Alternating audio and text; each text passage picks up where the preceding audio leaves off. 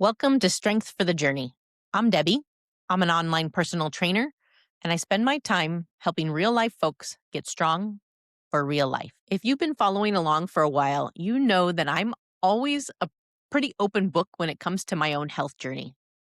I have shared in a couple articles and on Instagram that I'm currently taking a GLP-1, specifically weekly semaglutide injections. You probably know them by their names Ozempic or Wegovy. As a side note, is it weird to anyone else how medications can have so many different names? Ozempic has become the most commonly used term when someone is talking about a GLP-1 medication. But why are there so many different names? Well, my understanding, and I'm no prescription expert, but my understanding is that medications are given different brand names when they're used to treat different things. So at its base, Ozempic and Wegovy are the same drug. It's a drug named semaglutide, or I've heard it called semaglutide. Ozempic is branded or approved to treat people who have type 2 diabetes. Wegovy is also semaglutide, but it is branded or approved to help people who struggle with obesity who do not have type 2 diabetes. There are some differences. Wegovy can There are some differences. Wegovy can actually be prescribed at a higher dose than Ozempic goes up to, but at the base, they are the same drug. So what about the ones that go by the name Mounjaro or Zepbound? Those aren't the same drug, just by a different company. They are made by a different company, but at the base, those two are a drug called tirzepatide. Actually, would you be interested in me making a longer episode sharing more about what I know about these medicines? I'm not a doctor, but I have read and done a lot of learning about them. If that's something that would interest you, reach out and let me know. Anyway, Mounjaro and Zepbound are essentially the same drug at their base. Again, one approved to treat type 2 diabetes and one approved to treat obesity. But they are a different drug than Ozempic and Wegovy. So anyways, back to my point, I am currently taking semaglutide to help manage the food noise that I have lived with for decades, that kind of obsessive thinking about food and the obsessive drive to eat certain types of foods. As we continue this conversation about weight loss tools, I want to talk a little bit about the responsibility that comes with them. Because if you finally found a way to make that scale move, I know it can be very exciting. All of those things that you've tried in the past that never worked are finally working. But I have to ask you, do you know what you're actually losing? If it's just weight, but not body fat, if you're losing the muscle that keeps you standing tall, you might be winning the battle with the scale, but losing the war for your independence. I think back to 2018 when I lost over 100 pounds. At the time, I thought I was doing everything right. I was following rigid rules. I was obsessive about the math of getting smaller. But looking back with the expertise that I have now as a trainer, I realized my focus was off. I was so consumed with the numbers that I ignored the mechanics of my body. Now I see this idea of skinny fat everywhere. When you eat significantly less, whether because of the medication, because of high stress, or just because you're following a strict diet, your body looks for the easiest energy source. Often it will raid the muscle, which is like your savings account, before it touches the fat, which is like your long-term investment. Losing 20 pounds of muscle, it's a disaster for your 80-year-old self. Strength is super important to preserving your dignity and independence as you age. I see this play out with my clients too.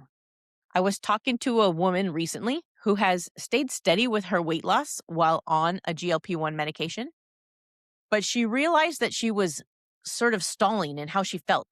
She didn't feel capable anymore. She works in education and she's been adjusting to a new, much more demanding work schedule. We all know that mental drain. By the time the day is over, the thought of a workout, it feels like a mountain. She did stay consistent with her treadmill. Walking's great for your heart, but she realized that she was missing the armor that strength training provides. She came back to me because she's ready to reinvest. She isn't trying to do 5 days of strength training per week, but she is committing to getting in just 2 strength workouts this week. That's the slow build.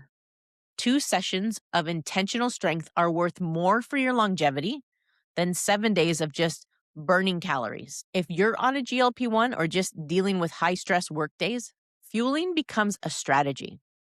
As educators, we hit that afternoon wall where decision fatigue sets in, and you just want to grab whatever is in the staff lounge.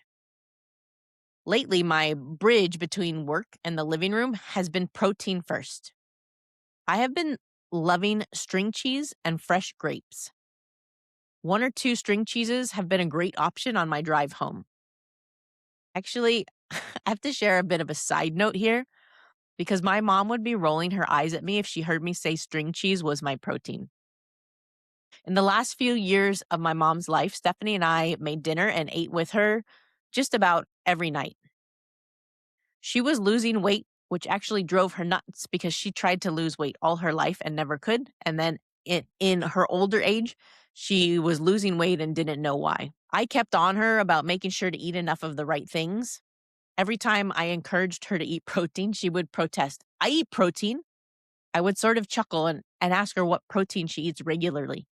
Cheese. I eat a lot of cheese. I tried to let her know gently that cheese isn't really the best sort of protein. For starters, it usually comes with a pretty hearty amount of fat.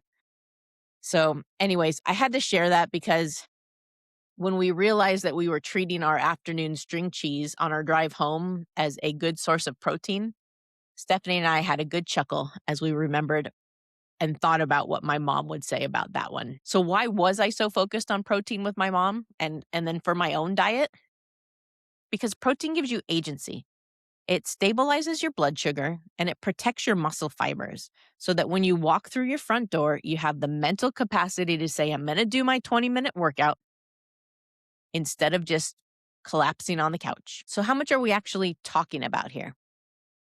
If you're on a GLP-1 medication, your appetite is likely lower, which means every bite has to work harder for you. A good rule of thumb is to aim for about 0.7 to 1 gram of protein per pound of your goal body weight or lean mass.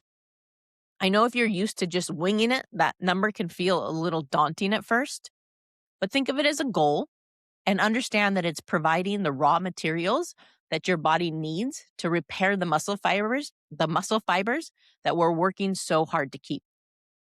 When you hit that mark, you aren't just fueling a workout.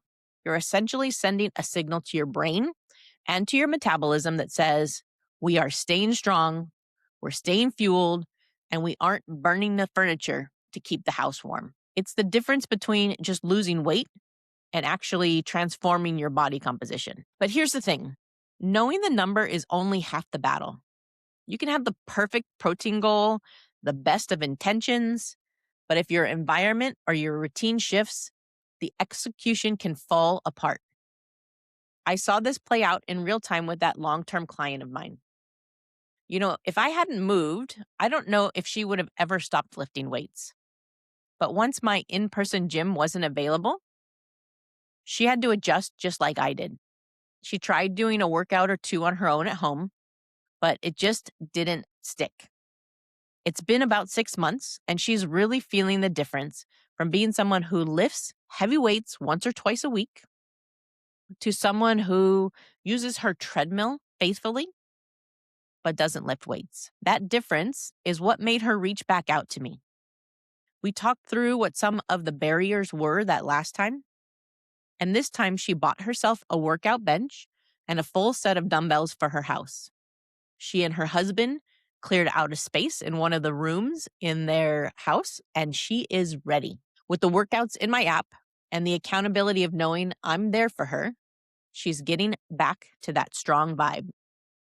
In fact, the other day we scheduled the time for me to send her a gentle text reminder that it was time to pack up from work and head home for her workout. My goal in coaching people is to help them feel strong and capable. I'm very excited at the opportunity to help her find a new way to continue working on her own goals of feeling strong and healthy for the long haul. This journey isn't a short sprint to a summer body.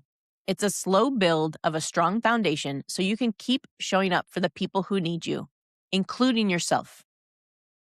Earlier, I asked if you would like a deep dive into the science of these medications.